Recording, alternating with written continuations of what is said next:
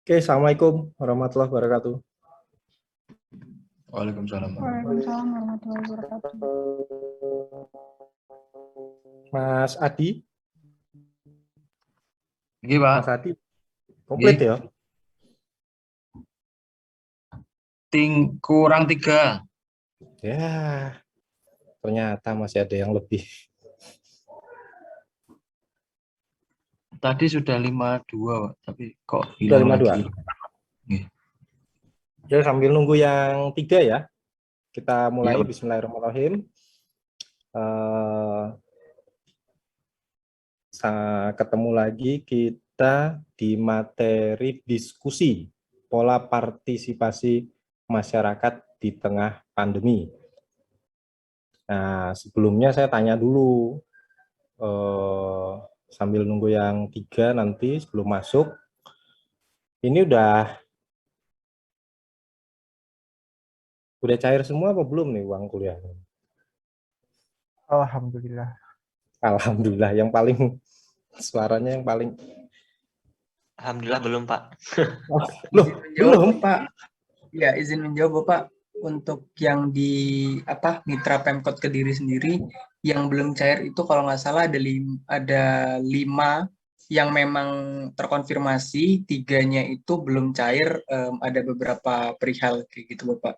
Jadi totalnya 8 kalau nggak salah. Itu Bapak. 8 yang belum cair. Iya. Oke. Terus nanti karena ini diskusi ya,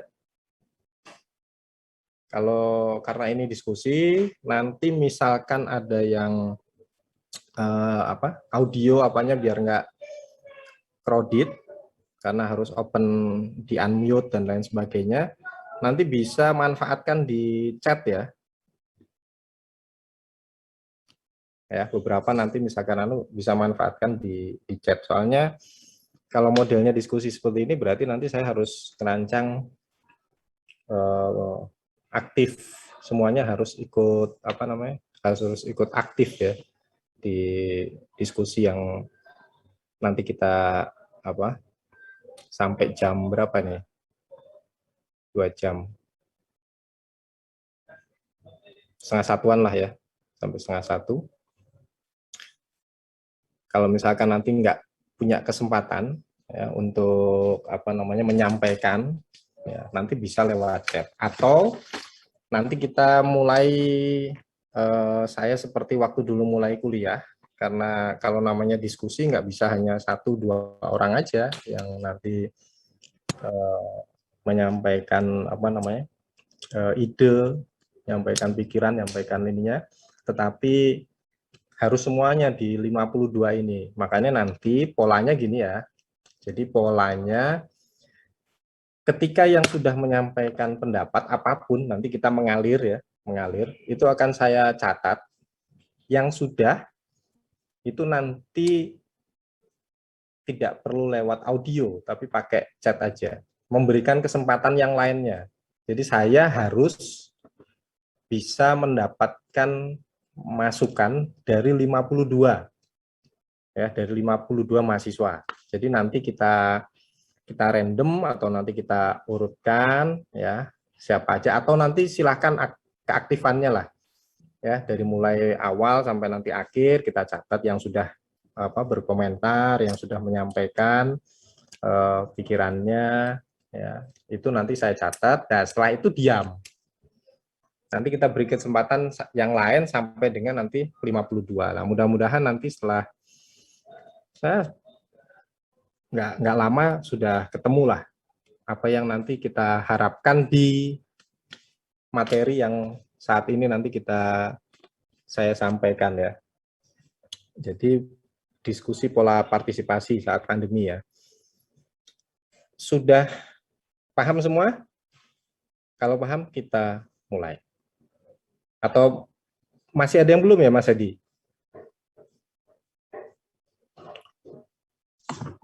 52. Kurang 3. Tadi kurang 2 terus hilang lagi. Ya, kurang 3. Nanti ditunggu dulu ya.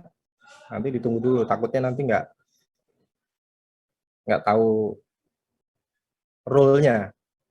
Nanti kita tunggu dulu. Nah, sambil menunggu teman-teman, kita ini aja deh, kita refresh dulu ya, atau kita isi ini dulu santai lah ya. Yang kalau Anda, kenapa tadi saya tanya udah cair apa belum, kan kayak gitu. Nah, rasanya seperti apa sih kan gitu loh. Rasanya seperti apa? Belajar tapi dapat uang. Ada yang mau mulai?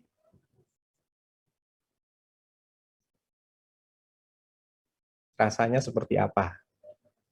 Ada yang mau menyampaikan? Silahkan. Raise hand. Rasanya seperti apa? Mana yang udah cair mana? Kan 8 aja yang belum. Yang udah cair coba. Saya tunjuk ya. Kalau nggak ada yang saya tunjuk loh.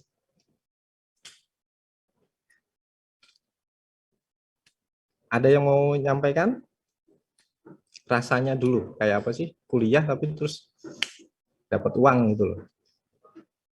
Mbak Dela Prastisia.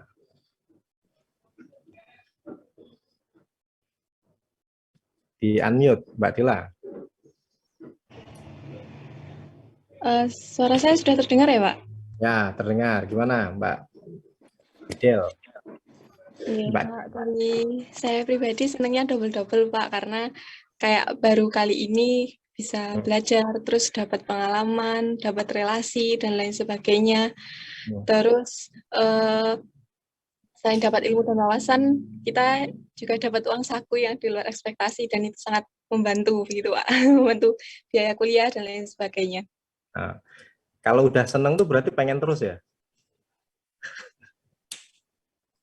Ya nggak, Sebenarnya Del? enggak, Pak, tapi kan magang ini cuma 5 bulan. Nggak bisa Ya nggak diperpanjang. apa-apa. Nggak apa-apa, magangnya 5 bulan. Tapi setelah itu juga kan pasti punya keinginan belajar tapi juga dibayar. Kan kayak gitu loh. Nggih, Kan Pak, pengen semoga kan lanjut terus kan? dapat kesempatan di Oh, lain bukan lagi. semoga dapat kesempatan. Mulai sekarang cari trik-triknya. Nggih. Biar kayak gini terus. Loh itu bisa gitu loh. Kalau mau itu bisa. Karena makanya saya tanya dulu. Kayak gini nih enak kan? Biasanya kalau enak kan pengen terus. Nah, sekarang ayo dicari. Wah, namanya orang hidup kan pengen enak terus kan ya.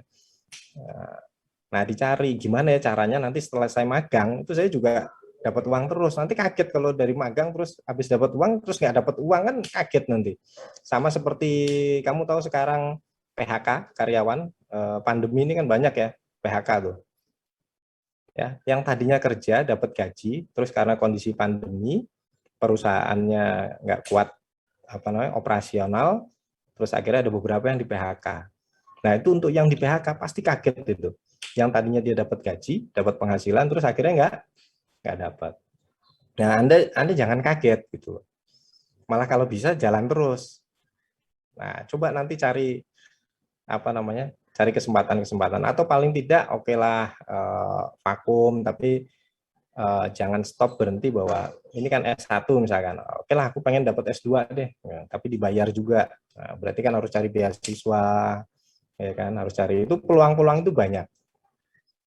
Ya, peluang-peluang itu banyak dan itu bisa dipelajari.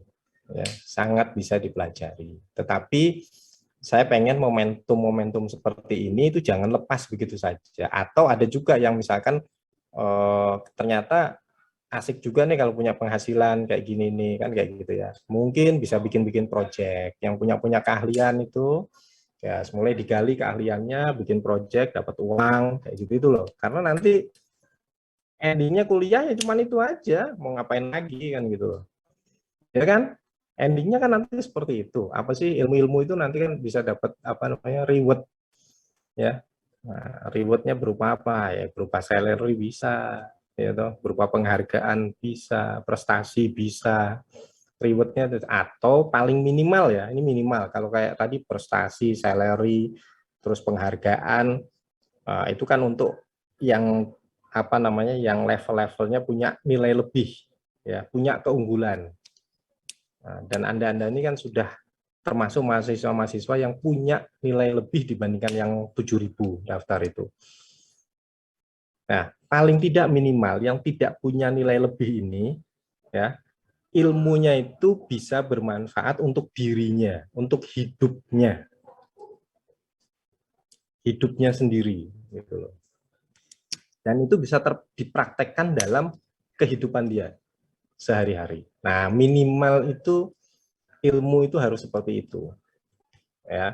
Mungkin Anda nggak dapat prestasi, nggak dapat penghargaan, terus nggak dapat salary, ya. Terus siapa yang mau menghargai ilmumu? Yang mau menghargai ilmumu adalah dirimu sendiri, ya. Maka ilmu yang saya miliki apapun ya, apapun itu harus bisa teraplikasikan dalam kehidupan sehari-hari, kayak gitu. Artinya diopeni, ilmunya itu diopeni di kehidupan. Nah, mudah-mudahan momentum-momentum ini ketika Anda mendapatkan mendapatkan uang saku itu menjadi motivasi lah, ya, menjadi motivasi untuk, ya kan asik kalau punya punya uang saku, dapat uang kan kayak gitu loh. Artinya bisa misalkan bisa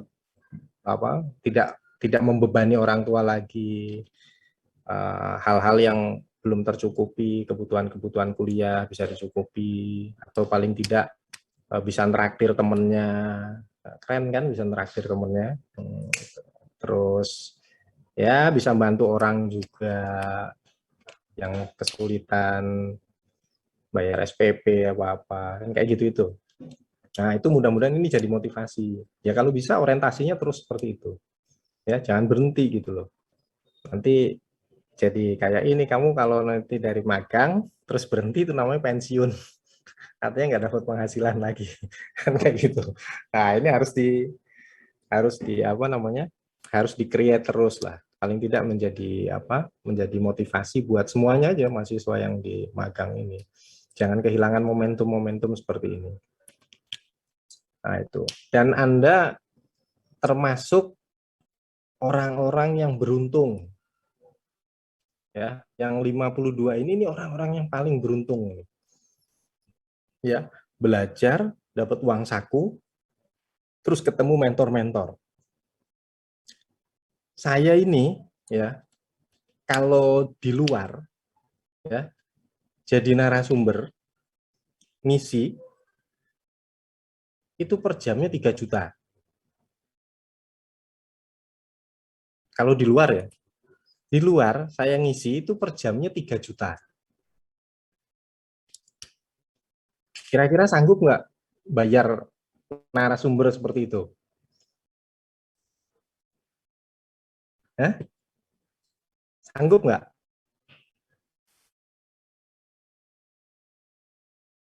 Kamu datangkan istilah entrepreneur, motivator itu 1 jam itu 3 juta. Itu udah paling murah itu.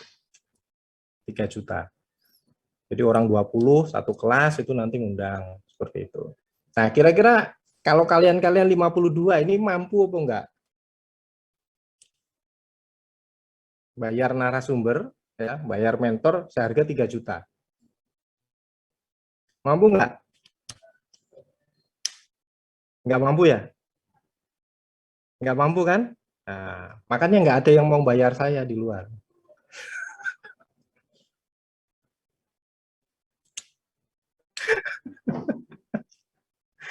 karena orang-orang nggak mampu ngapain juga lah, makanya nggak, tarifnya 3 juta ya benar, tapi nggak ada yang mau bayar saya di luar itu, makanya saya ngajar di sini aja.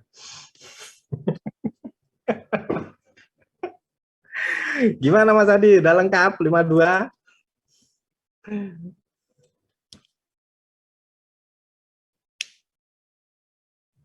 Oke lah, dimulai aja ya nanti. Waduh, Tinggal aja. siapa itu ya, tinggal Ini aja ya, saya cari tinggal, siapa yang nggak usah dicari, lapor polisi aja Mas.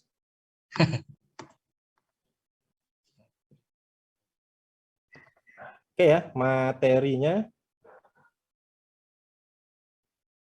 diskusi pola partisipasi masyarakat di tengah pandemi. Kita praktekkan apa yang sudah saya ajarkan. Ingat, ketika saya mendapatkan materi seperti ini, yang saya cari itu adalah kata kunci dulu, keyword. Silahkan mulai dari sekarang panel diskusi ini saya buka, saya catat. Nanti nama-nama yang sudah berkomentar nanti tahan dulu ya, saya catat, tahan, nanti yang lain. Nah, keywordnya apa? Ayo. Pola partisipasi masyarakat di tengah pandemi. Keywordnya apa? Raise hand. Mas Yoga. Kerjasama, Yoga. Pak. Ya, keywordnya apa, Mas? Kerjasama, Pak. Kalau kamu, Kerjasama. kerjasama, enggak ada kata-kata kerjasama ini. Pola partisipasi masyarakat di tengah pandemi. Apa? Keyword. Cari keyword dalam sebuah itu. Biar kita ada kerangkanya. Mau dibantu sama Siela dulu ya. Siela. Mbak Siela. Halo Bapak.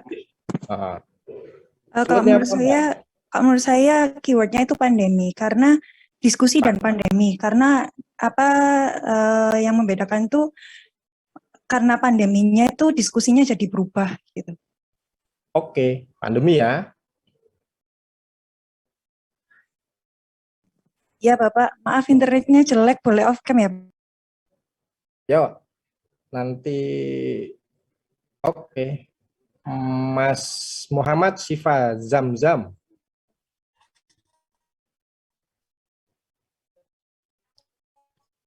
Zamzami. Apakah suara saya sudah masuk, Pak? Apakah Ya, suara saya sudah terdengar, Pak? Jelas, sangat jelas. Menurut saya keywordnya yaitu, Pak, Apa? partisipasi. Partisipasi. Nggih. Oh, partisipasi. Mbak Hafsatul Azizah. Iya, baik Pak. Mohon maaf, izin off cam ya Pak, karena double device. Ya. Menurut saya keywordnya itu partisipasi.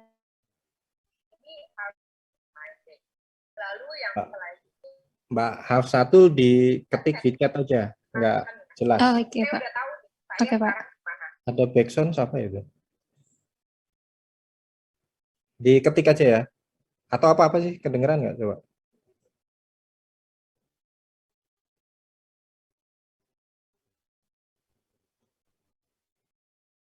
Partisipasi dan pandemi. Oke, partisipasi dan pandemi. Oke ya, kita kunci ya. Nah, yang resen bertahan, nanti selanjutnya ada 2 keyword ya, partisipasi dan pandemi. Sekarang kita kupas satu persatu. Mas Muhammad ayo hilang. Mbak Nur Zahrul deh. Partisipasi apa? Iya Bapak, kalau menurut saya itu kuncinya di sini pola partisipasinya. Oke, sama partisipasi. Nah, partisipasi itu apa? Kalau saya partisipasi itu berarti kan cara masyarakat untuk ikut andil gitu. Nah, kalau pola partisipasinya itu kalau menurut saya ada 4 jenis Bapak di pandemi. Ada secara pasif, kemudian secara aktif, ketertarikan, dan adanya permintaan seperti itu. Pasif, aktif, keterikatan. Nah, keterikatan, dan yang terakhir adalah permintaan. Gitu. Polanya seperti itu. Terima kasih. Kalau partisipasi itu kata aktif atau kata pasif? Ya Pak, masih saya. Iya. Partisipasi itu bentuk kata aktif atau kata pasif? Aktif ya Pak, karena kan biasanya berpartisipasi. Nah, berpartisipasi itu berarti dia ikut andil. Berarti yang 4 punyamu ini pasif ini kan nggak masuk dong. Kalau pasif itu berarti tidak berpartisipasi itu. Oh, nggih. Maksud saya pasif di situ. Oh, baik Pak. Benar kan? Jadi 3 ya. Nah, ya. Aktif, keterikatan, permintaan. Ya. Nah, karena partisipasi itu pasti aktif. Kalau nggak mungkin dia bentuk bentuk kata atau kata-kata yang mendampinginya itu berupa kata pasif, nggak mungkin. Itu pasti nanti kata-katanya ya, kalimat-kalimatnya nanti berisi sesuatu yang menggugah aktivitas. Ya, partisipasi itu seperti kontribusi, nah, kayak gitu, berkontribusi, berpartisipasi, ya, itu semuanya kata-kata aktif, gitu ya, partisipasi. Oke, ketahuan dulu, berarti nanti akan berupa aktivitas. Selanjutnya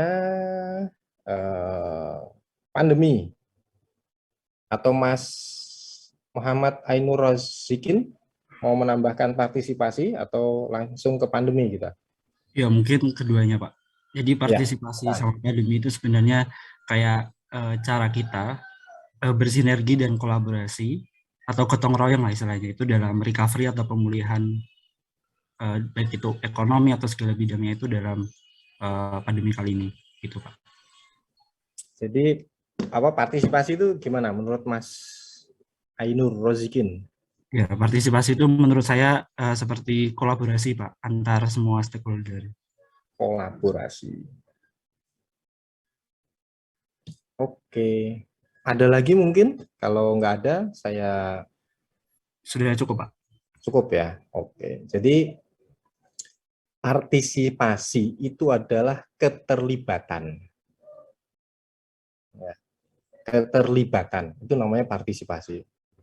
Jadi, misalkan ada acara, ini 52 mahasiswa nih ya, 52 mahasiswa mau mengadakan acara bakti sosial misalkan. Nah, dituntut partisipasinya dari 52 mahasiswa itu apa aja? Ya kan? Nah, misalkan dari 52 mahasiswa, ya, artinya 52 mahasiswa itu harus terlibat. Harus terlibat. Nah, bentuk partisipasi itu apa aja? Ya, bentuk, misalkan nih saya kasih contoh nih ya, mau menyelenggarakan nih, bakti sosial. Ya, 52 mahasiswa. Semua 52 mahasiswa ini harus terlibat secara aktif, itu namanya partisipasi. Ya, terlibat secara aktif itu namanya partisipasi. Nah, bentuknya apa? Ayo, kamu mau mengadakan bakti sosial, 52 mahasiswa ini beda-beda pasti.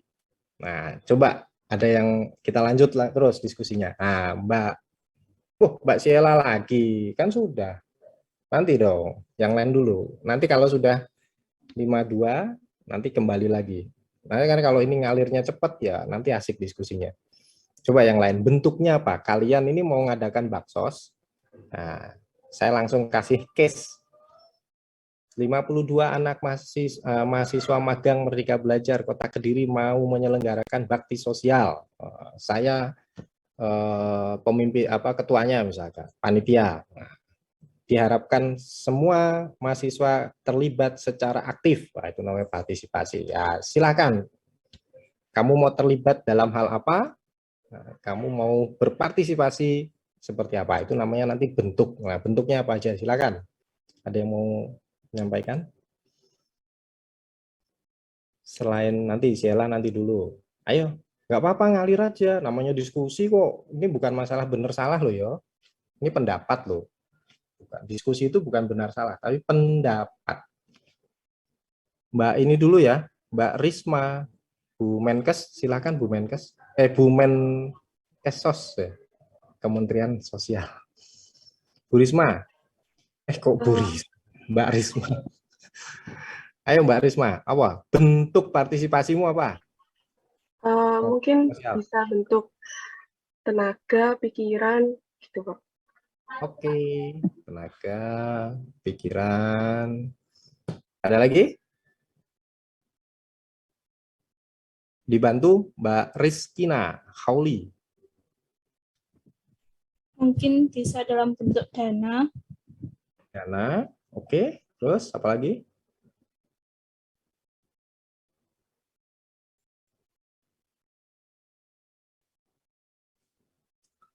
Dibantu Mas Wisam.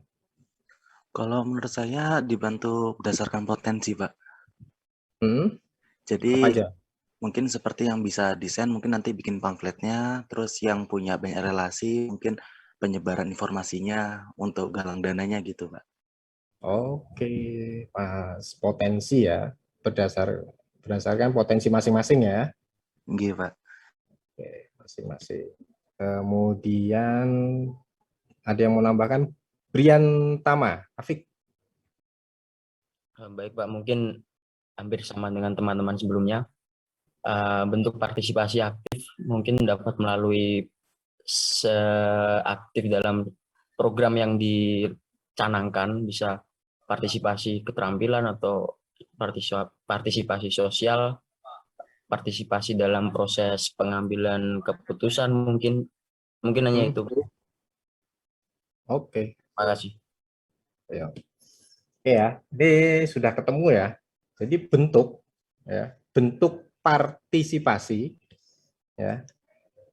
Satu adalah tenaga, kepikiran, kemudian baru berupa barang atau uang. Ya, barang atau uang. Tenaga, pikiran, itu kalau digabung itu namanya potensi. Ya, tenaga, pikiran, itu kalau digabung itu keahlian jadinya. Keahlian itu yang kayak tadi Mas Wisam sampaikan, yang bisa desain, ya, dia bikin desain. Itu kan mencurahkan tenaga, pikiran, dan waktu. Itu namanya keahlian. Tapi kalau hanya tenaga saja, ya, kalau itu hanya pikiran saja, itu belum mengerucut pada sebuah keahlian. Nah, kalau sudah bisa merangkum semuanya, berarti Anda punya keahlian untuk itu. Nah, kemudian yang berikutnya berupa barang atau uang. Ya, misalkan Anda waktunya terbatas, ya, tidak bisa secara aktif hadir untuk bakti sosial, baik itu persiapan sampai dengan pelaksanaan. Ya, Anda punya barang, Anda punya uang, yang itu bisa dimanfaatkan, Anda bisa berpartisipasi lewat hal tersebut. Nah, itu namanya partisipasi. Bentuknya seperti itu. Gitu ya. Nah, waktu, kalau hanya waktu saja, itu belum bersifat partisipasi, karena partisipasi itu bentuknya aktif. Waktu itu belum menunjukkan sebuah aktivitas. Belum menunjukkan sebuah aktivitas. Waktu itu misalkan kita belajar nih, ya, atau panitia, ya, panitianya mengadakan rapat, panitia Baksos mengadakan rapat secara virtual. Kayak gini nih ya. Nah, kemudian semuanya 52 itu online semua. Ya. Tapi ada yang online, ya, tapi nggak ngapa-ngapain.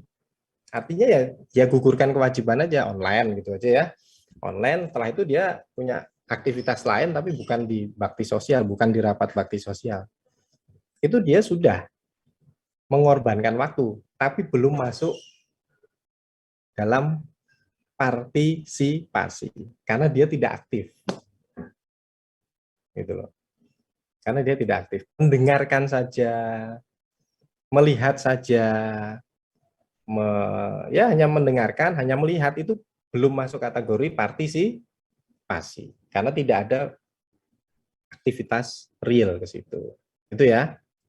Nah, jadi tenaga, pikiran, barang, atau uang. Ya.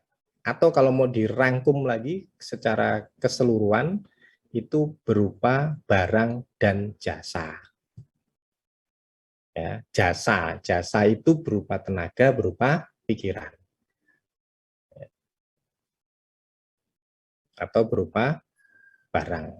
Itu kalau mau dirangkum lagi. Tetapi yang jelas itu tadi, Mbak Risma menyebutkan tenaga, pikiran, Mbak Rizkina itu dana, terus Mas Wisam bilang potensi itu berarti tenaga dan pikiran itu ya. Nah, itu bentuk dari partisipasi. Nah, satu keyword ini kita sudah menemukan penjabarannya seperti apa. Nah, kemudian di kalimat terakhir itu di saat pandemi. Bagaimana kita bisa membentuk ya atau partisipasi itu ukurannya adalah kontribusi ya, tingkat partisipasi ya. Bagaimana di saat pandemi tingkat partisipasinya itu juga tinggi. Gitu loh. Ya kan? Berarti kan seperti itu ya. Jadi dalam diskusi kali ini intinya di saat pandemi seperti ini tantangan kita bagaimana supaya partisipasinya tetap tinggi. Nah, kenapa kok ada klausul pandemi? Nah, sekarang kita akan membreakdown pandeminya dulu. Ada hambatan apa sih terkait dengan partisipasi di pandemi itu? Kondisi pandemi yang menghalangi partisipasi secara aktif apa saja? Ayo, silakan dilanjut diskusinya. Kondisi pandemi ya, yang menghambat partisipasi ya, itu apa saja? Kita lanjut. Siapa nih? Mas Muhammad Akbar. Apakah suara saya sudah masuk, Pak? Masuk, silakan. Kalau keterbatasan menurut saya di saat pandemi itu kita tidak bisa sering bertemu, Pak. Jadi susah dalam partisipasinya, Pak. Tidak boleh berkumpul, ya, Iya, benar Pak. ya? Nah, Tidak bisa bertemu secara sering. Karena harus jaga jarak. Iya.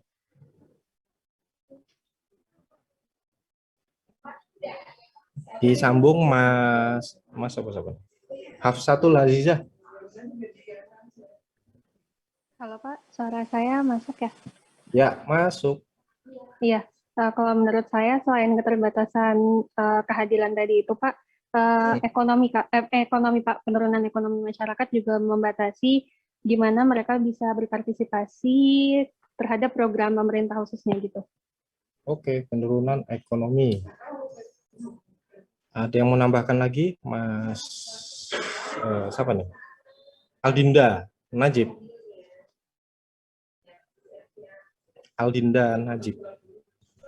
Iya Pak, kalau menurut saya keterbatasannya itu hampir sama dengan teman-teman tadi, tapi yang paling utama keterbatasan interaksi ruang terbuka. Keterbatasan apa? Interaksi di ruang terbuka, jadi itu membuat sulit Pak, keterbatasan ruang interaksi terbuka. Di ruang terbuka.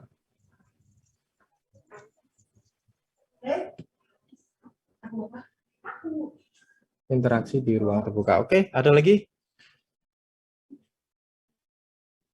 Muhammad sudah ya? Muhammad Akbar sudah. Aldinda sudah. Siapa nih? Dela. Ayo Del. Kalau menurut saya dari segi itu Pak hambatannya, dari segi sarana prasarana atau dari segi fasilitasnya. Karena sebenarnya di kondisi pandemi ini kan kita bisa bertemu secara virtual seperti itu Pak, tapi mungkin nggak bisa, semua masyarakat itu nggak bisa semuanya berpartisipasi karena mungkin ada yang terkendala sinyal, kuota, terus mungkin ada yang belum memiliki handphone Android, seperti itu Pak mungkin kendalanya. Oke, ya. Ada lagi? Mas Hilman Hadik. Iya, menurut saya itu keterbatasannya salah satunya itu dari kemampuan masyarakatnya juga gitu Pak. Mungkin belum bisa menggunakan teknologi seperti yang belum bisa masuk ke Zoom atau gimana gitu Pak. Sama ya, berarti teknologi ya? Iya. Kamu pelihara burung apa itu? Itu pilihannya Pak Kos, Pak. Oh Pak Kos. Iya. Oh iya ya. Oke udah. Oh masih ada lagi Mas apa? Mas Januar Hakim. Apa Mas? Ya Bapak, terima kasih. Mungkin kalau dari saya lebih ke ini Pak, apa karena partisipasi tadi itu lebih kepada ikatan ya Pak ya.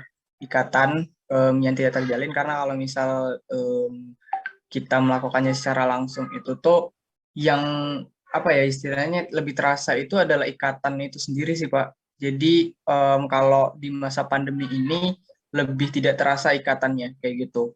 Itu sih kalau dari saya Pak. Oke. Ikatan. Oke ya. Oke, sudah ya, sudah. Itu tadi yang menghalangi atau yang membatasi kita untuk berpartisipasi ya. Nah, kondisi pandemi. Saya nggak akan, saya dulu ya, saya rangkum dulu. Yang pertama, karena pandemi kita harus melaksanakan PPKM. Ya, PPKM itu apa? Satu, yang dibatasi apa aja? Pembatasan kegiatan masyarakat. Yang dibatasi satu, tidak boleh berkumpul. Ya kan? Benar nggak? Benar ya. Yang kedua, apalagi yang dibatasi? Kalau kamu selama ini PPKM itu yang dibatasi apa aja? Waktu, Pak. Waktu, betul sekali. Terus apalagi PPKM yang dibatasi? Jumlah orang dalam ruangan, Pak. Ya tadi, yang itu kan yang nggak boleh berkumpul tadi, ya, karena jaga jarak. Apalagi? Nggak boleh berkumpul. Batasi perjalanan, Pak. Apa pergerakan, ya. Tadi Perjalanan. Ya, perjalanan itu pergerakan. Ya, yang dibatasi adalah pergerakan, ya, waktu sama jumlah orang berkumpul tadi.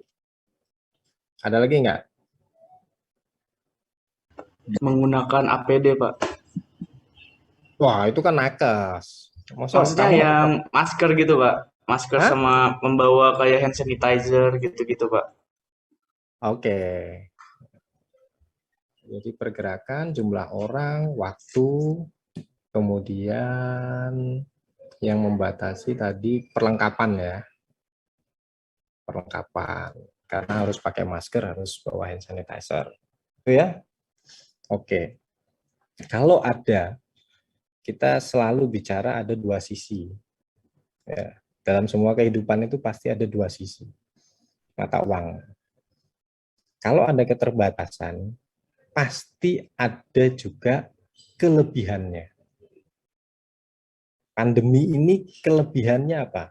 Untuk yang mendukung partisipasi, pandemi COVID ini apa? Ayo, ini tadi sudah saya rangkum nih. Ini kekurangannya ini. Nanti kekurangan ini yang harus kita carikan solusinya. Tetapi ada juga trigger dalam sebuah situasi apapun itu pasti ada plus minus pasti, dan itu harus kita harus seimbang, nggak boleh cari kelemahan aja tapi juga harus cari kelebihan, kan kayak gitu ya. Itu kalau nanti Anda di skripsi, kalau Anda bikin skripsi apa itu namanya ada analisis SWOT ya, strength, weakness, opportunity ya, terus T-nya tuh treatment. Nah, treat ancaman, bukan treatment, sorry. Sekarang yang mau menjelaskan terkait dengan sisi strength-nya di pandemi ini. Saya ke ini dulu ya, siapa? Rizky Eli. Yang sudah Kalau strength-nya mungkin ini Pak, fleksibilitas interaksi secara online. Karena memang lagi pada di rumah semua, terus sama inovasi dalam pemanfaatan teknologi, Pak, dari sebelumnya seperti itu. Oke, pemanfaatan teknologi. Ini nanti ini tantangan nih. Ada lagi yang mau disampaikan? Gaura Dinda dulu, Gaura Dinda. Iya Pak, menurut saya kurang lebih seperti Mas Rizky tadi, orang-orang jadi lebih melek terhadap kecanggihan teknologi, Pak. Teknologi. Ya.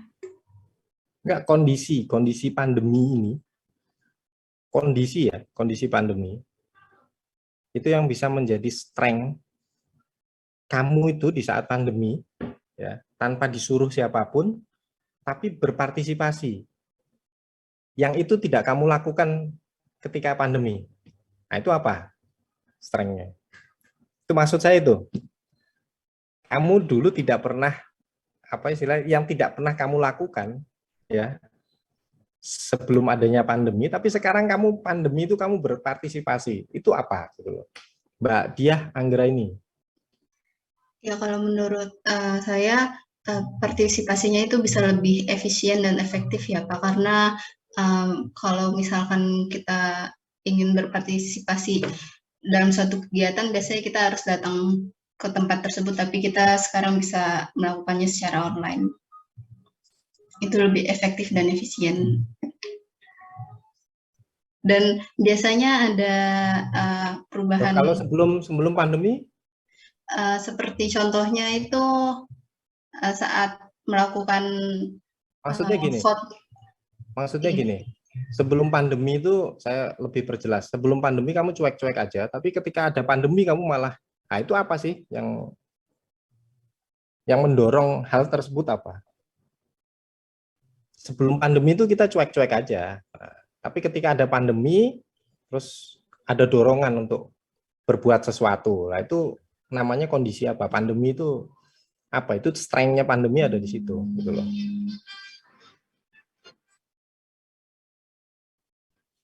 Dia sudah, Gaura sudah. Siapa nih ya tadi? Siapa dulu? Rifai. Ini tuh Pak, bisa berpartisipasi dari rumah, tidak harus keluar rumah juga, jadi menghemat waktu dan dana. Oh bukan, kalau itu kan malah menghambat, itu hambatan sebenarnya. Robi Pratama.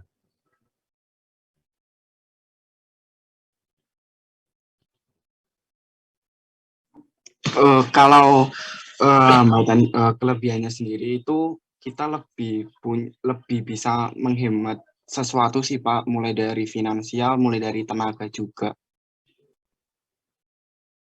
Oh bukan.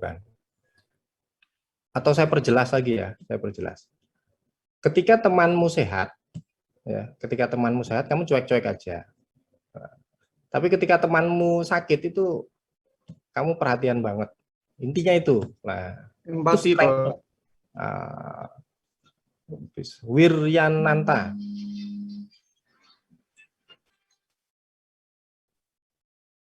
Wiryananta. Halo Pak, suara kedengaran ya Pak? Dengar. Ini Pak, lebih meningkatkan pola hidup bersih dan sehat. Oh ya, itu nanti X-nya itu. Itu nanti itu bukan. Belum ketemu. Jasmine.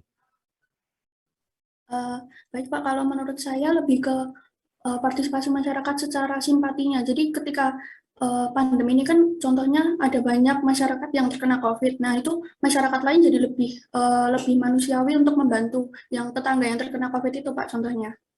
Oke. Menurut saya seperti itu. Vina. Selama pandemi jadi punya waktu lebih banyak sama keluarga dan orang-orang terdekat. Soalnya kan sosialisasinya dibatasin ya, jadi otomatis setiap hari kita di rumah, jadi lebih sering ketemu keluarga, kumpul sama keluarga. Waktu ya. Oke, Edi Sumarsono.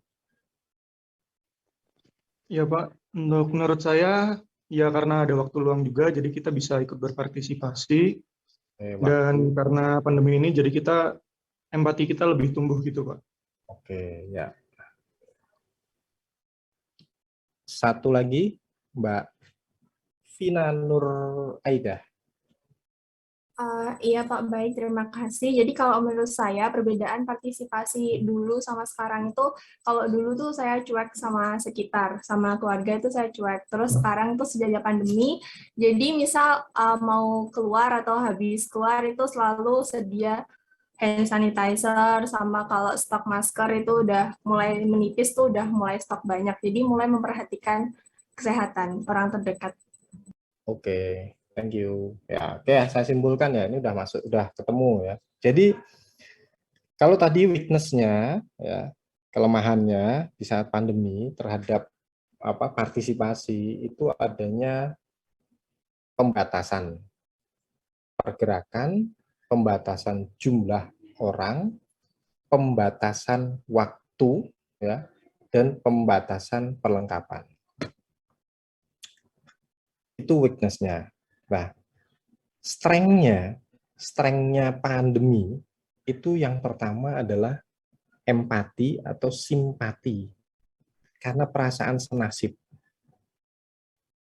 Ya, pada saat pandemi orang itu merasa ada perasaan senasib, kita tanpa terkecuali menanggung beban, ya, menanggung beban permasalahan yang sama. Itu perasaan senasib itu. Ya. Kamu itu akan berpartisipasi secara aktif kalau ada perasaan senasib. Tapi kalau nggak ada perasaan senasib, nggak mungkin. Ya, cuek-cuek itu aja. Jadi pandemi itu strength-nya untuk partisipasi loh ya. Kekuatan pandemi terhadap partisipasi itu yang pertama adalah perasaan senasib. Ya, senasib. Misalkan kamu nih nggak usah jauh-jauh, kalau keluarga oke, jelas itu ya. Anak kos aja deh, anak kos. Kamu jadi peduli sama temenmu karena sama-sama nggak bisa makan misalkan, kan kayak gitu loh istilahnya. Ya kan? Terus akhirnya udahlah, ini gue punya Indomie nih, kita bagi 2, kan kayak gitu. Jadi kamu berpartisipasi. Yang tadinya tidak ada perasaan senasib, tidak ada simpati, ya kan? Akhirnya karena ada situasi kelaparan misalkan atau pandemi, akhirnya Anda berkontribusi, Anda berpartisipasi karena di situ ada empati, ada perasaan senasib. Itu ya, paham ya? Jadi perasaan senasib. Jadi kalau misalkan kayak gini aja deh, contoh nih, demo, ya, mahasiswa ini kan seneng demo, ya kan? Demo itu kan perasaan senasib, merasa diperlakukan tidak adil. Sehingga ayo demo yuk. Nah, yang ikut demo, yang berpartisipasi dalam demo, itu pasti yang punya perasaan-perasaan senasib seperti itu. Merasa, oh iya nggak adil nih, nggak adil. Nah, itu dia akan ikut demo. Tapi yang tidak senasib, ya tidak punya perasaan senasib, dia nggak akan ikut demo, biasa-biasa aja juga, nggak penting kan, nah, kayak gitu.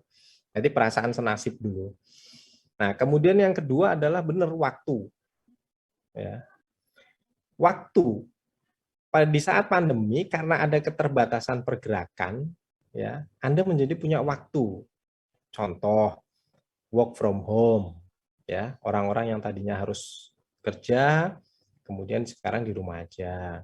Kemudian, apalagi belajar dari rumah, ya kan, yang tadinya kamu harus menghabiskan waktu lebih banyak di kampus, artinya waktu itu terpotong dengan waktu pergerakan. Waktu itu tidak hanya waktu untuk belajar saja, tetapi kan ada kos yang lebih ya di waktu ketika Anda harus ke kampus.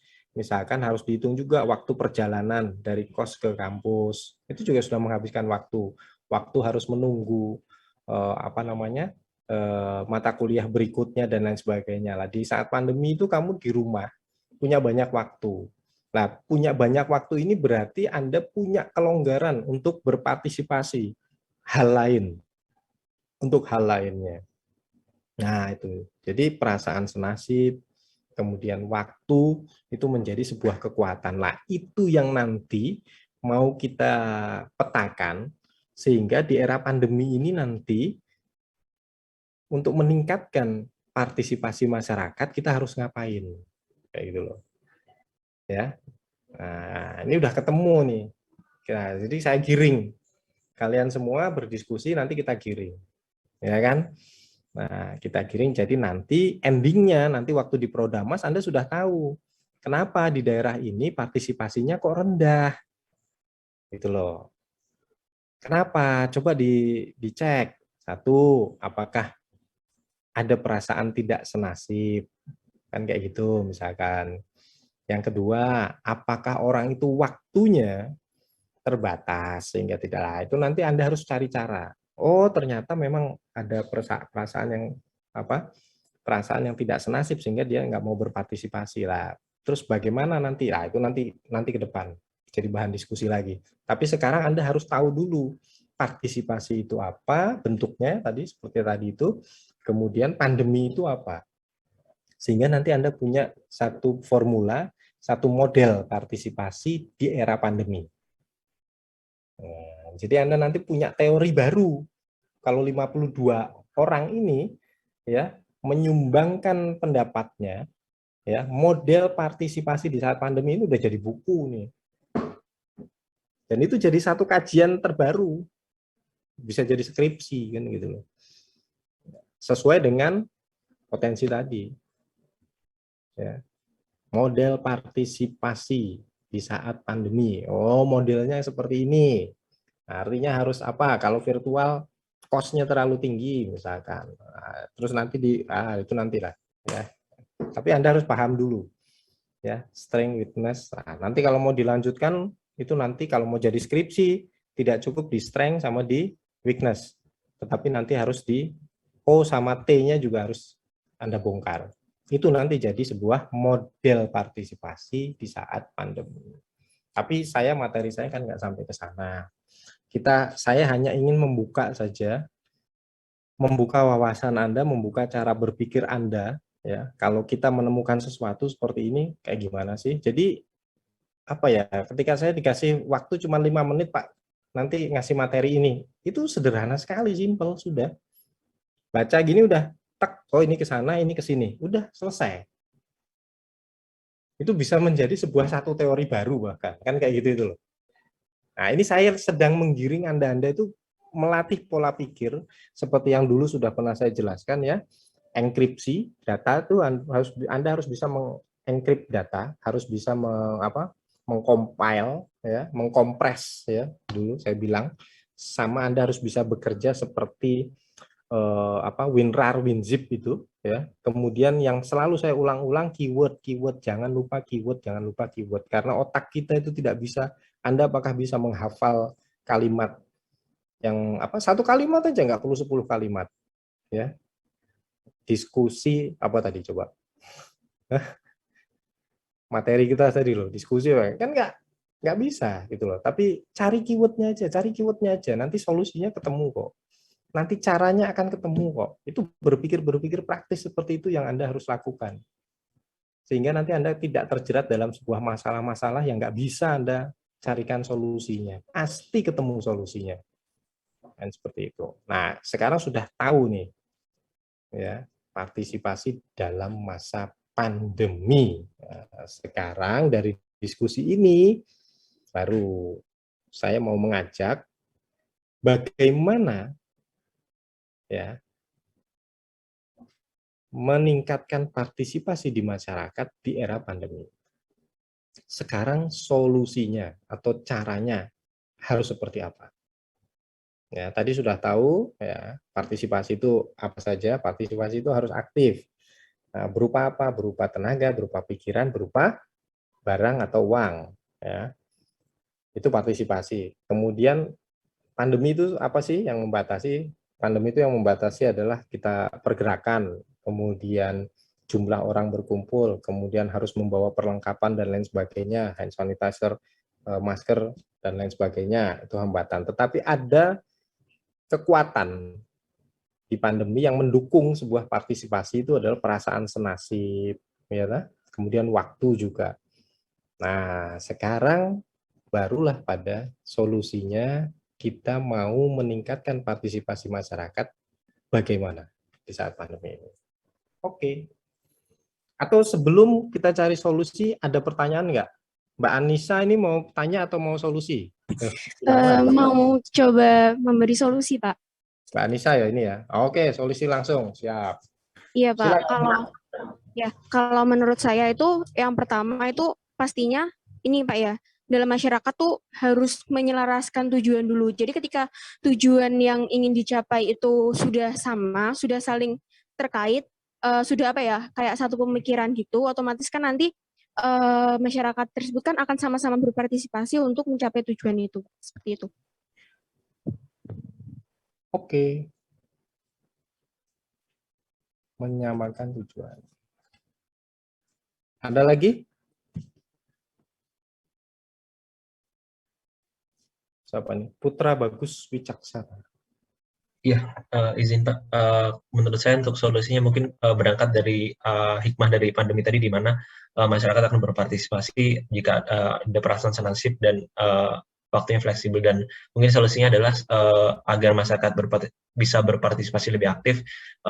Suatu kegiatan tersebut harus di branding bagaimana agar masyarakat bisa merasa memiliki program tersebut, dan bentuk partisipasinya pun bisa dilakukan secara fleksibel begitu Pak, kalau menurut saya.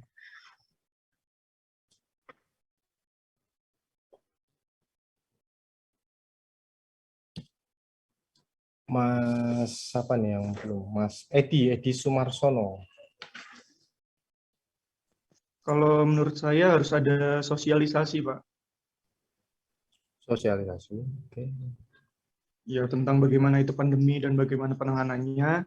Terus mungkin apresiasi juga, Pak, untuk orang-orang yang nanti ikut berpartisipasi. Oke, Mbak Ade. Mungkin kalau saya tuh yang pertama menyusun strategi komunikasi sama teknisnya dulu, Pak, agar masyarakat itu minatnya terdorong untuk memberikan aspirasi atau memberikan suaranya berkaitan dengan penanganan pandemi ini, Pak. Loh, bukan. Ini bukan partisipasi untuk penanganan pandemi, tapi partisipasi di saat pandemi. Atau kita langsung ke produk Mas aja lah. Ya. Atau Anda mau apa ya istilahnya? Kemarin itu apa? Survei ya, misalkan mau survei. Nah, karena ini kondisinya pandemi, surveinya harus seperti apa? Supaya partisipasi masyarakatnya yang mengisi survei Anda itu juga tinggi. Ya, itu kalau saya strategi komunikasinya dulu Pak, sama teknisnya begitu Pak. Komunikasi ke siapa nih? Komunikasi ke masyarakat, antar pemerintah ke masyarakatnya dulu begitu. Oke. Mas Satria Liswanda. Ya, izin Pak, menurut saya masyarakat lebih ditanamkan kewajiban dalam diri Pak ya, mengenai apa yang dibutuhkan. Terus dengan mereka tahu apa kewajibannya, maka mau berpartisipasi gitu Pak. Partisipasi itu apa wajib? Bukan wajib sih Pak, mungkin ada masyarakat yang memang harus aktif dalam partisipasi itu Pak, karena dibutuhkan itu Pak kan, makanya masyarakat tersebut menanamkan dalam dirinya bahwa saya harus ikut partisipasi itu Pak, karena dia merasa dibutuhkan gitu Pak, menurut saya Pak. Oke. Sekarang kita keluar deh, kita biar fresh dulu, biar fresh kita keluar. Maksudnya gini. Jangan berkutat di materi ini ya, ini terlalu berat. Kita ambil contoh yang simple. Ini cara saya pengen buka cara-cara Anda berpikir secara gila deh, gitu. Gila aja, nggak usah pakai teori, nggak usah pakai apa. Ya, cara-cara yang ekstrim, yang itu benar-benar keluar dari hasil pikiran Anda tanpa dibatasi dengan saya ini dosen harus bicara harus seperti ini, kita ini mahasiswa, enggak. Contohnya gini, sepele aja, sepele. Ketika saya mau ngajak anak kecil atau supaya anak kecil itu tidak nangis, kita harus ngapain? Ini bebas, nggak saya 52. Kita gila-gilaan di sini. Dan bahasanya bukan teori loh ya. Kalau kamu ketemu anak kecil nih nangis, cara kamu diemin anak kecil itu nangis gimana? Ayo. Kasih permen, Mbak. Nah, Diajak main. hah? Diajak main. Oke, Mbak Dini. Ya itu Pak, dikasih permen. Biasa kan anak Oke, kecil. kasih permen gitu dong. Mbak Rizkina. Permen nggak zamannya Kenalan. sekarang. Diajak kenalan dengan baik-baik terus menjadi temannya. Wah, kurang ekstrim. Yang gila dong, yoga. Diajak jalan-jalan, Pak. Dia apa? Jalan-jalan. Jalan-jalan. Jalan-jalan maksudnya gimana? Yang agak ekstrim lagi lah. Nanti jadi pas di jalan-jalan kita tanyain Pak masalah dia apa. Jadi nanti pun diajak jalan-jalan ke taman, dibeliin makanan kesukaan dia Pak gitu. Kurang. Saya kalau jadi anak kecil belum tertarik. Siapa lagi nih? Kasih uang, Mbak. Mungkin Mbak. Siapa saya? Bentar. Suaranya siapa? Januar. Didekati dulu Pak, habis didekati di apa namanya? Diketahui keinginannya itu apa, diturutin. Bentar, agak susah. Gini aja lah. Kalau pacarmu ngambek, kamu apain? Biar dia nggak ngambek. Seblak. Hah? Kasih apa? Kasih seblak, Pak. Kasih seblak. Terus apa lagi? Ayo coba. Saya belum nemu yang ada di kasih uang, Pak. Dikasih uang, Pak. Kasih uang. Dirayu Pak. Hah? Nah, bener dirayu. Ngerayunya apa? Gimana coba? Ngerayunya tuh harus gimana? Yang kamu cewek-cewek tuh coba pengennya yang gimana sih? Kalau rayunya biasa-biasa aja kan juga nggak mau juga biasa. Jadi kan pengen sesuatu yang apa namanya? Yang memang menjadi pengalaman hidupmu tuh. Wah, terkesan banget. Nah, itu apa gitu loh, coba. Ayo. Wes open aja semuanya, coba. Saya pengen dengar suaranya mana yang kira-kira gitu mesti nanti keluar. Coba di unmute semua tuh. Silakan bicara coba. Diturutin Pak, apa aja maunya. Orang ngambek itu mesti nggak mau ngomong. Dibeliin makanan kesukaannya mungkin Pak. Oh, kamu suka makan buat ini? Iya. Di apa coba? Digombalin gitu. Dinyanyiin lagu romantis Pak, pakai ukulele. Romantis. Hah? Nyanyiin lagu romantis pakai ukulele. Ya, itu kalau yang kamu mungkin nggak pernah nyanyiin, tapi kalau yang tiap ngapelin nyanyiin lagu aja juga kan biasa aja. Apa? Yang kira-kira carilah sesuatu yang belum pernah orang tuh mengalami. Kamu mau ngapain sih kan gitu loh. Coba. Dilamar Pak, udah. Nah, kayak gitu itu loh. Maksud saya tuh ide gila tuh kayak gitu itu. Diajak ke Bali, Pak. Ya, itu dilamar itu ekstrim. Gila itu. Nah, kayak gini nih mahasiswa-mahasiswa yang harus dipelihara tuh yang kayak gini-gini. Kalau jangan yang biasa-biasa. Makanya di saat pandemi Anda harus punya inovasi, punya cara kerja yang gila. Gila itu dalam artian kalau menurut saya itu tidak normal. Bukan gila itu bukan jangan dikonotasikan dengan bahasa apa sakit jiwa, bukan loh ya. Tolong ya, gila itu adalah tidak normal. Saya di saat pandemi bekerja itu gila, nggak normal saya bekerja itu. Karena saya harus menguras otak mencari suatu cara yang tidak pernah ada sebelum-sebelumnya, gitu loh. Sebelum-sebelumnya nggak pernah ada. Kalau yang sudah ada, sudah apa, nggak akan berhasil kita menangani pandemi seperti ini. Itu harus ada muncul ide-ide fresh, ya, ide-ide yang nakal, ide-ide yang gila, yang itu jadi solusi gitu loh. Ya itu tadi kayak dilamar, itu kan keren banget gitu loh istilahnya. Udah nggak blabli, betek bengek dan lain sebagainya kan enggak ya kayak gitu itulah. Cobalah. Itu hal-hal seperti itu dipelihara. Makanya saya coba keluar tidak pada koridor kita sedang berdiskusi secara formal, tapi ya berdiskusi itu ya sudah sama tinggi, sama ini ya, sama derajat kan gitu loh, nggak bisa membedakan. Saya ini sebagai dosen, kamu sebagai mahasiswa udah nggak bisa. Karena kalau masih polanya seperti itu, diskusi nggak akan berjalan. Ya, karena ada batasan-batasan, ada sekat-sekat seperti itu. Nah, partisipasi supaya itu meningkat, yaitu tadi dilepas batasan-batasan itu, sekat-sekat itu dilepas. Ya, seperti apa? Seperti saya ketika kuliah, semuanya di-mute. Partisipasinya kan sedikit.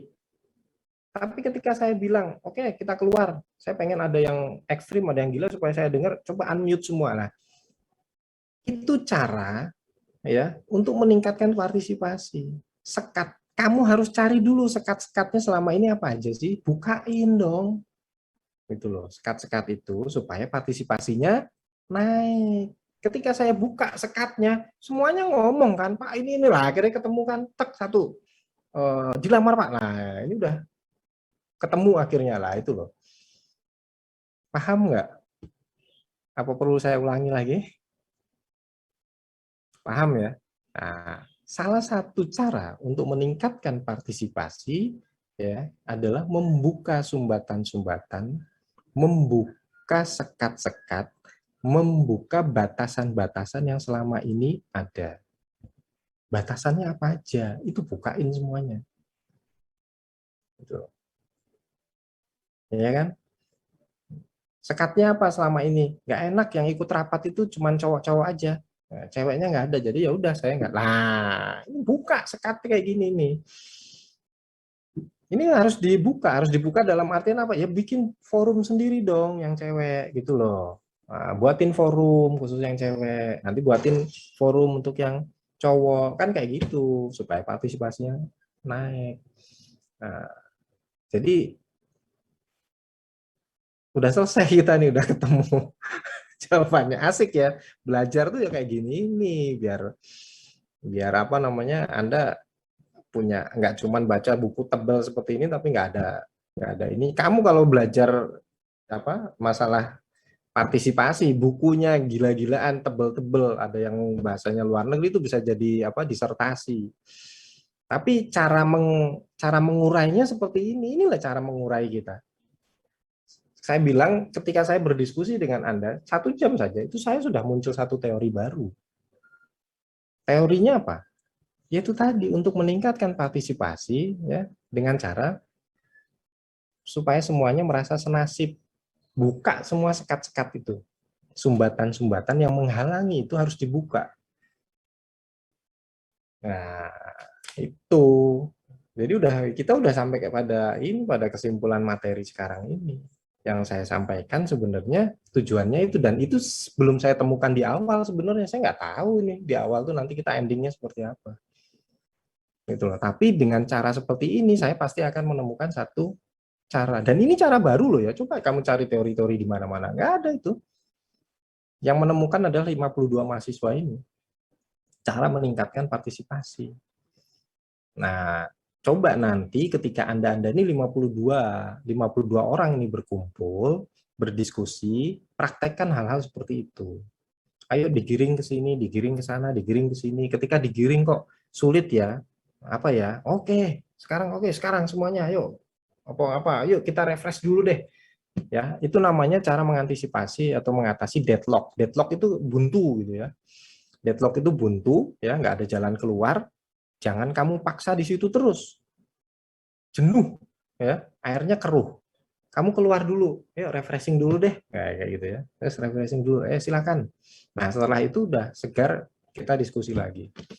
Nah, tahapan-tahapan seperti itu yang nanti kita harus sering lakukan, dan itu sudah jadi inti dari materi saya sekarang ini. Jadi nggak butuh waktu lama, saya sudah bisa menggiring Anda menjadi satu teori baru yang itu nanti itu bisa kita paparkan ke semua orang kan gitu. Saya bisa buat slide, bisa buat paparan. Saya punya trik bagaimana caranya meningkatkan partisipasi di saat pandemi. Ini paparannya. Jadilah, ya kan? Itu jadi satu materi buat saya. Siapa yang mau mau mempelajari itu ya silakan saja, kan gitu ya. Oke, ini sudah selesai, tapi saya ingin sekarang masuk ke dalam Prodamas secara real, ya, yang dimaksud dengan partisipasi.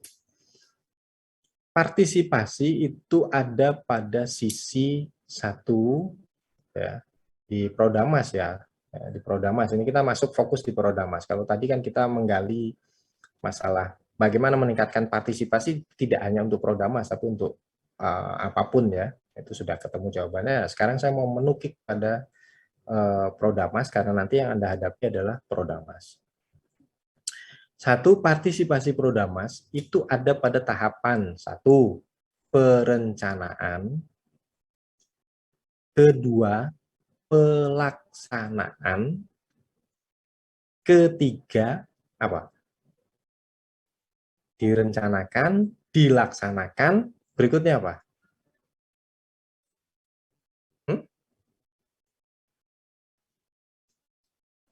Dilaporkan atau dipertanggungjawabkan, Pak? Dilaporkan atau dipertanggungjawabkan. Oke, ada lagi? Dievaluasi, Pak. Nah, betul. Ya, direncanakan, dilaksanakan, dievaluasi atau diawasi. Nah, ini ada tiga ya. Ada tiga. Partisipasi dalam bentuk perencanaan. Nah, apa saja? Ya kan? Ya, itu biasanya kalau di perencanaan berupa apa? Berupa pikiran, ide, ya. Perencanaan itu konsep, itu perencanaan. Kemudian pada saat pelaksanaan berupa apa?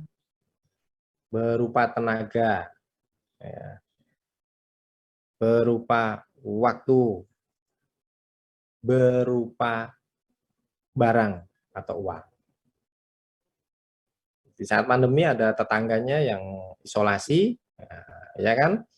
Anda menggugah partisipasi warga yang lain, kanan kiri, ayo siapa yang punya sayur taruh di depan rumahnya, siapa yang punya telur taruh depan rumahnya, siapa yang punya beras taruh di depan rumahnya, kan seperti itu ya. Itu pada saat pelaksanaan. Prodamas itu sudah dianggarkan di APBD kita. Tetapi tidak menutup kemungkinan pada saat pelaksanaan warga itu berpartisipasi dalam wujud barang ataupun uang. Kalau Anda bisa melihat itu istimewa. Contohnya apa? Contohnya, dalam Prodamas ada pelaksanaan membangun saluran air atau selokan atau gorong-gorong atau apa ya, itu ya saluran air itu. Pasti di dalam anggaran Prodamas itu isinya adalah belanja bahan, ya semen, batu, apa dan lain sebagainya, itu. Kemudian belanja tukang atau jasa, ya nanti bayari tukangnya berapa dan lain sebagainya, kan itu ya, baru jadi barang, baru jadi selokan. Nah, wujud partisipasinya apa?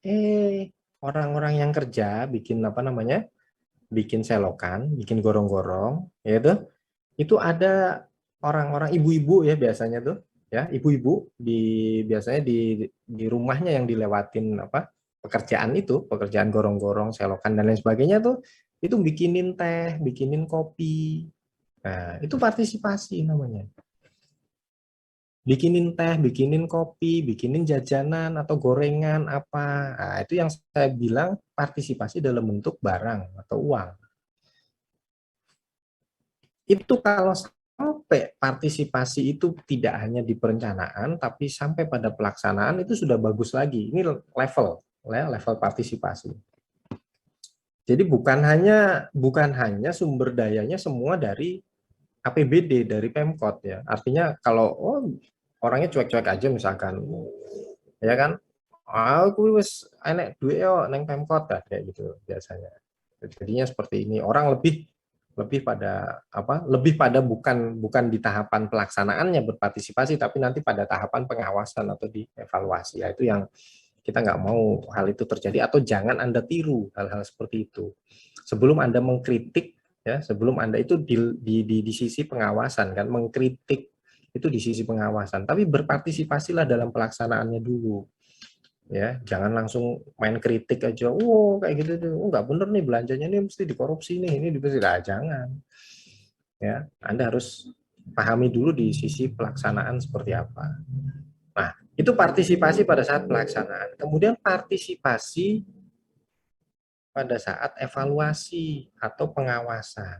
Pengawasan itu adalah satu, misalkan kita tidak mau anggarannya dimainkan atau dikorupsi, ya. Partisipasinya apa? Bukan untuk menjelek-jelekan, bukan untuk menghakimi ya, tetapi Anda cek, bener nggak sih harga semennya tuh segitu, kan kayak gitu. Loh, kok ternyata kalau di toko bangunan tuh harganya 50.000 gitu loh. Nah, ini kok 70.000 ya. Nah, tapi ya nggak usah langsung terus neng medsos kok upload tuh, nah itu partisipasinya kan bukan partisipasi, itu bukan masuk dalam partisipasi, karena kata-kata partisipasi itu pasti dalam konotasi hal-hal yang baik. Kalau partisipasi, kata-kata partisipasi itu, pernah nggak Anda dengar kalimat si A ditangkap polisi karena berpartisipasi dalam pencurian motor? Pernah nggak? Pernah nggak dengar kalimat seperti itu? Nggak ada ya? Nggak ada kan? Nah, berarti partisipasi itu adalah sifatnya adalah kebaikan. Tidak mungkin disandingkan dengan hal-hal yang buruk. Sehingga kalau misalkan Anda mengaku, saya sudah berpartisipasi, saya ikut ngawasi, tak sebar nang medsos, ngene, ya, itu tidak seperti itu, tuh bukan berpartisipasi. Tapi kalau ikut andil untuk sebuah kejahatan, biasanya kata-katanya apa yang dipakai?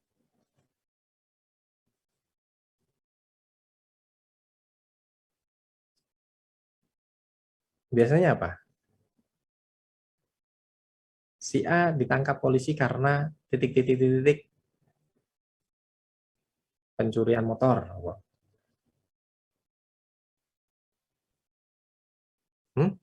Kata-kata yang sama dengan partisipasi, tetapi untuk hal-hal yang buruk atau untuk hal-hal yang jelek itu biasanya pakai kata apa? Coba.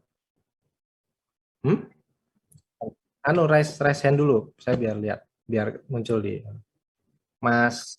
Oke, apa? Mas Rizky. Kata ganti untuk ini ya Pak, apa tadi? Berkolaborasi ya. Nah, untuk hal-hal yang jelek tuh biasanya pakai apa? Bersekongkol. Bisa bersekongkol. Terus Mas, apa lagi tadi yang mau? Mas Bobi. Apa?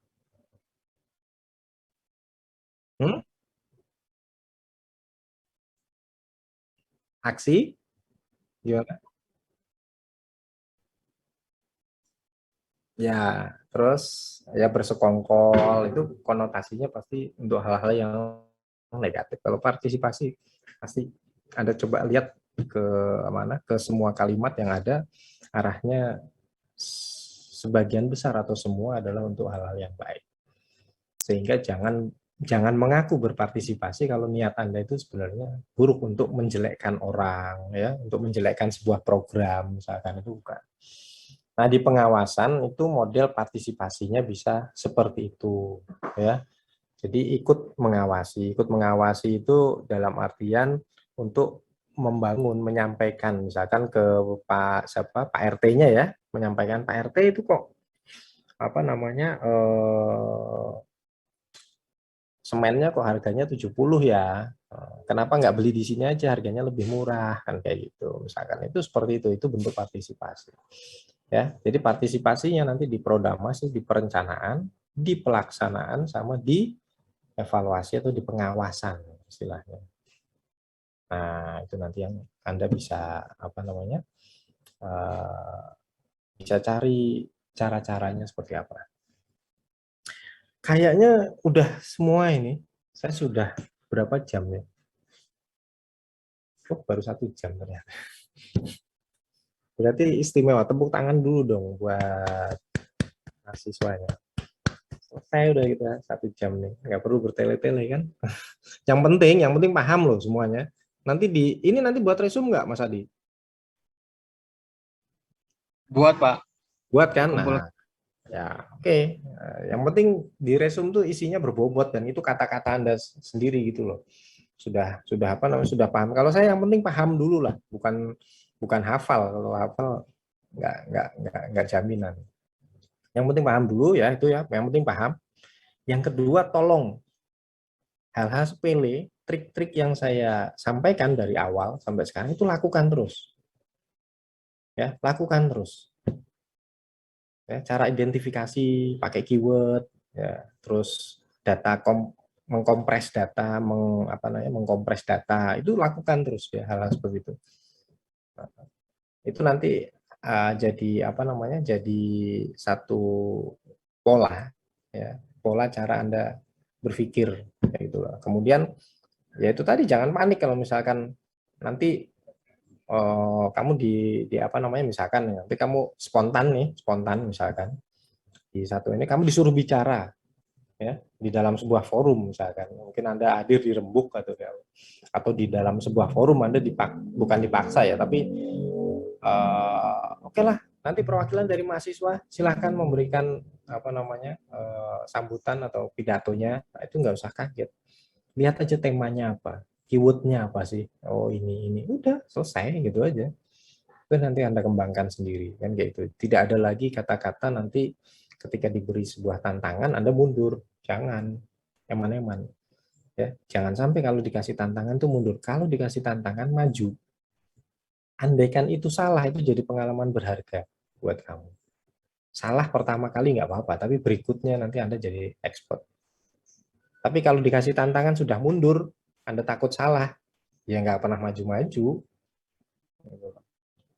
Nggak pernah maju-maju. Lebih baik mundur, lebih baik maju tapi berhenti. Maju, gagal kan, salah, berhenti. Tapi sudah maju itu, gitu. Tapi kalau misalkan dikasih tantangan, kamu nggak ambil kesempatan itu, ya kan berhenti terus dia. Posisinya di situ aja kan, nggak maju juga kan gitu loh. Apalagi mundur, ya. Enggak, jangan saya, si aja, si B aja. Nah, itu mundur, itu udah mundur berapa langkah itu kan kayak gitu. Nah, itu jangan sampai seperti itu. Jadi dibuatlah semuanya sederhana, simple ya. Baik itu ini nanti akan sangat bermanfaat kalau Anda mau bikin skripsi, bikin tesis, bikin apapun lah. Ya, cuman kayak gini aja kok gitu loh. Nah, jadi ada trik-triknya. Ketika kita berdiskusi ada patokannya, namanya diskusi berarti 52 orang itu harus bicara. Lah saya juga kan harus buat skema itu. Pattern-nya itu harus, kalau diskusi cuma 5 orang yang bicara, buat saya gagal. Yang saya bilang partisipasinya berarti rendah. Padahal saya sedang mengajarkan tentang partisipasi, tapi saya tidak bisa mempraktekkan partisipasi itu dalam forum belajar seperti ini. Ya berarti kan ngapain saya ngajarin orang, saya sendiri nggak bisa melakukan. Makanya dalam setiap sesi, dalam setiap materi yang saya sampaikan, pasti ada sisi prakteknya dalam kuliah, meskipun itu virtual. Kalau saya membahas partisipasi, berarti saya harus menggugah 52 orang ini berbicara. Gimana caranya? Ya seperti tadi. Nah, kayak gitu. Itu sudah berpraktek kan? Nah, berarti nanti ketika saya membawakan materi partisipasi, ternyata kelas saya partisipasinya juga tinggi. Bahkan 100% karena 52-nya berbicara semua. Nah, itu hal-hal seperti itulah yang nanti Anda lakukan ke depannya. Oke, materinya sudah selesai. Sekarang saya buka pertanyaan. Yang mau ditanyakan silahkan.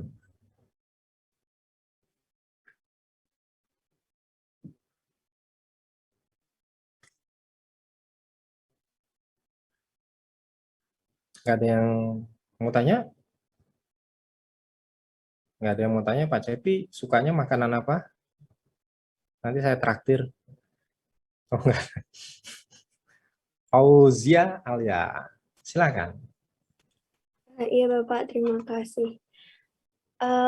Jadi ini Pak, saya tuh berpikir apakah masyarakat itu bisa ini ya Pak, biar aktif gitu ya Pak, biar ada partisipasinya itu mereka harus dilepas secara mandiri seperti itu Pak. Karena kan seperti bayi ya Pak, orang tua kan biasanya kalau terlalu menjaga mereka itu kan malah mereka nanti jatuhnya kan nggak mandiri gitu ya Pak. kalau bayi ya Pak biasanya. Nah, jadi makanya orang tua itu melepas mereka untuk bermain suka hati tapi tetap mengawasi. Apakah itu juga berlaku di antara hubungan masyarakat dengan pemerintah juga, Pak?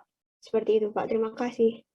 Ya, jadi yang pertama itu kan kalau membatasi itu kan untuk memberikan rasa aman.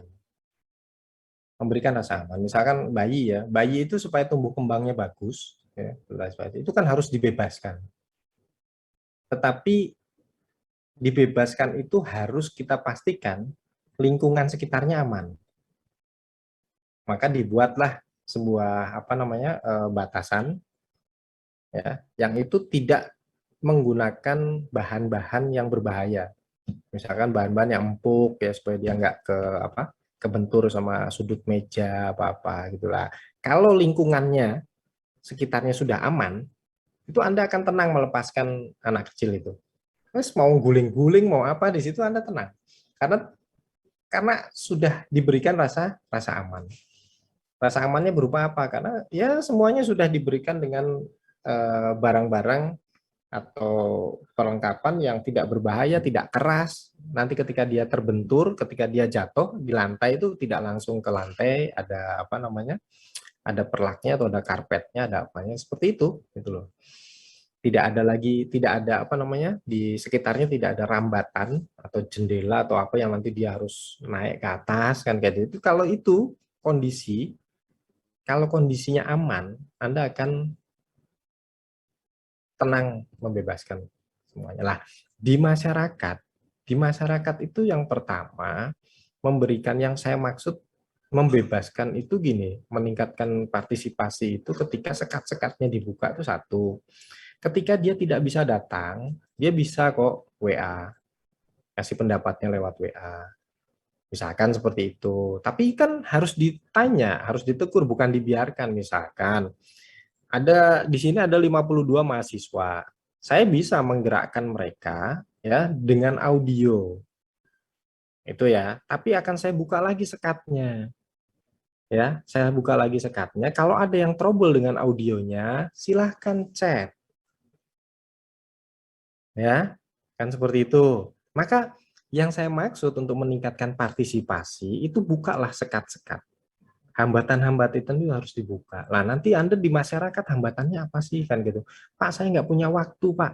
Oke, nggak apa-apa nggak punya waktu, tapi tolong nanti di ini aja, Pak, di WA aja deh. Nah, Bapak pilih yang mana? Nah, kan gitu.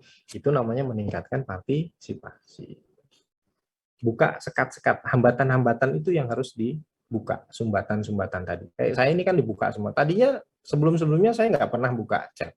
Sekarang saya buka chatnya, audio. Tadi audio harus di-unmute dulu, harus saya suruh unmute semuanya. Nah, maksudnya seperti itu ya, Mbak Fauzi Alia Ramadan. Iya, Bapak. Terima kasih banyak, Pak. Ada lagi? Mas Krisna Agung. Ayo Mas Kris, dari tadi belum dengeran suaranya nih. Jadi gini Pak, sebenarnya saya sih bukan tanya sih Pak, tapi lebih kayak menanggapi dari diskusi Bapak dengan teman-teman tadi terkait dengan peningkatan partisipasi. Kan ada juga tuh yang pengen meningkatkan biar orang tertarik, biar berpartisipasi, salah satunya dengan branding dan lain-lain. Nah, saya mikirnya sih gini Pak, mungkin nggak kayak misalnya di Kediri atau mungkin secara mikro aja lah di Prodamas.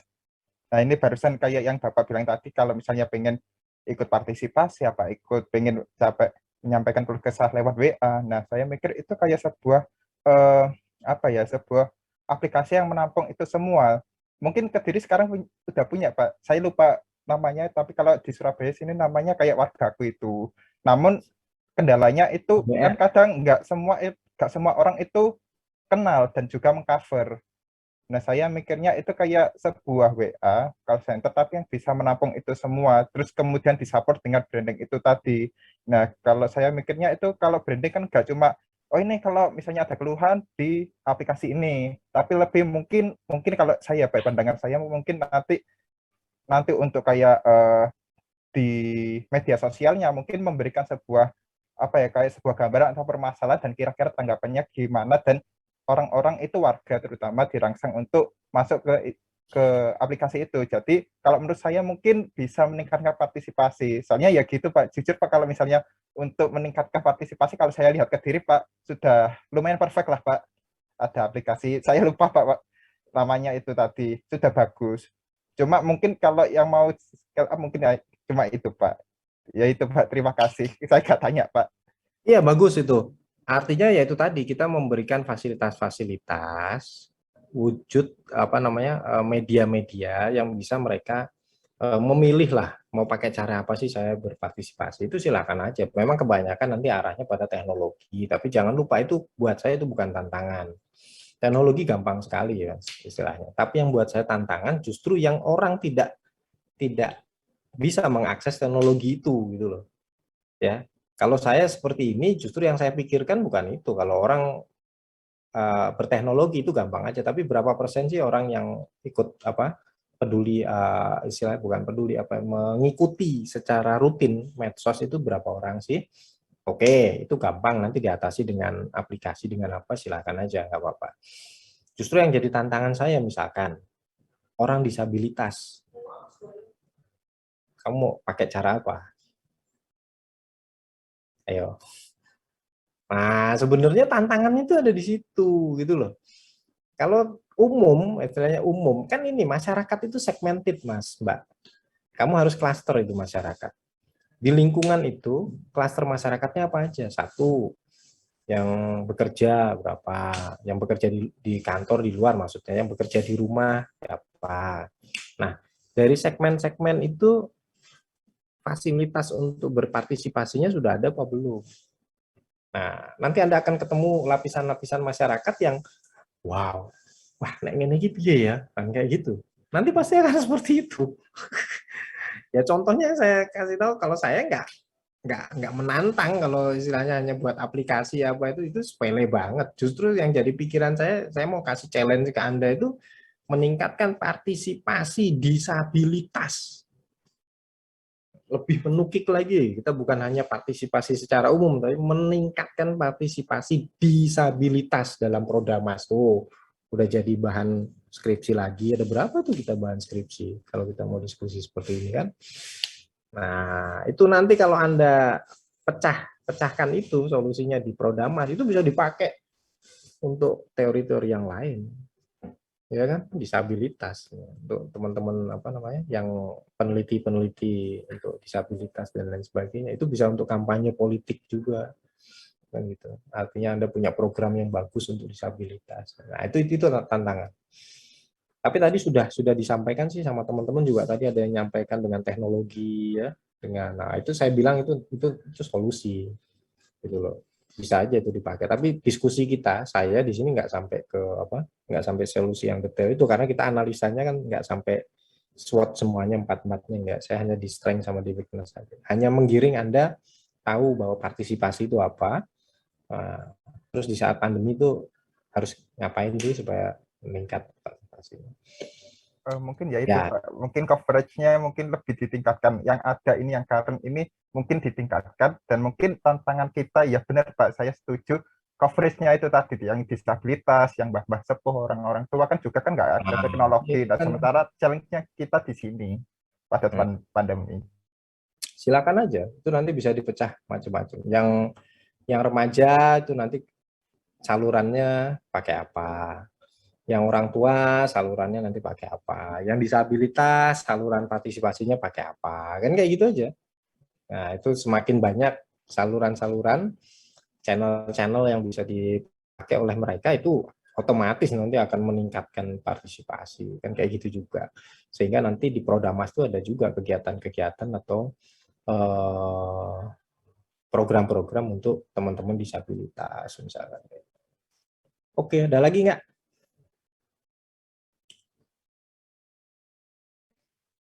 Ada lagi pertanyaan atau apapun lah, komentar? Ayo, yang belum ada nggak yang belum komentar nih? Jangan sampai nggak ada lah. Mesti yang belum komentar nih yang belum cair nih 8 orang. Siapa ya?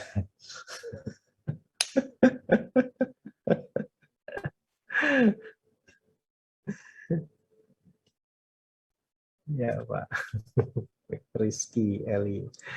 Ayo, ada lagi? Nggak ada, kalau nggak ada, sudah ya, saya akhiri ya.